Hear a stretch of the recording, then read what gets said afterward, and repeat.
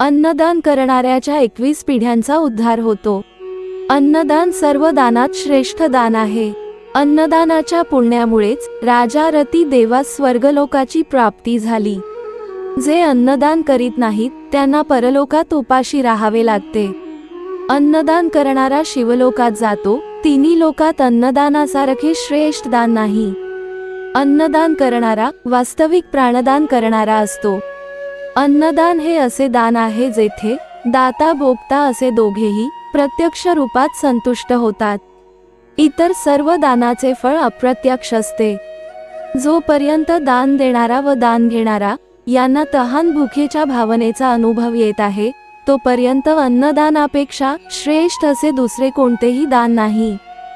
लक्ष्मी रुसून केव्हा आपल्याकडे पाठ फिरवेल हे सांगता येणार नाही, म्हणून दान तात्काळ करावे।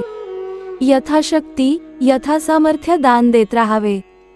अन्नदानासाठी दिले जाणारे धन कमी होत नाही, ते नित्य वाढतच असते।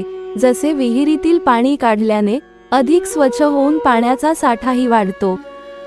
संसारात अन्नदानासारखे श्रेष्ठ दान पूर्वीही नव्हते व पुढेही नसेल।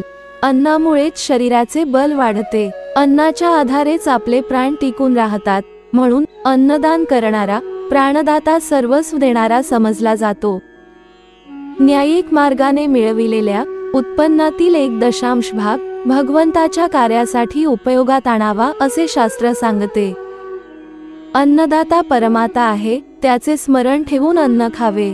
चवीला बळी न पडता जरूर असेल तेव्हा आणि तेवढेच खाणे याचे नाव सात्विक आहार होय। शेकडो मनुष्यात एखादा शूर असतो, हजारात एखादा पंडित असतो, लाखात एखादा वक्ता असतो, परंतु या सर्वात एखादाच दाता असतो किंवा नसतो। अन्नदानासारखे श्रेष्ठ दुसरे दान नाही। भुकेलेल्याला अन्न देणे आणि भगवंताच्या नामाचे स्मरण करणे या दोनच गोष्टी परलोकात उपयोगी पडतात।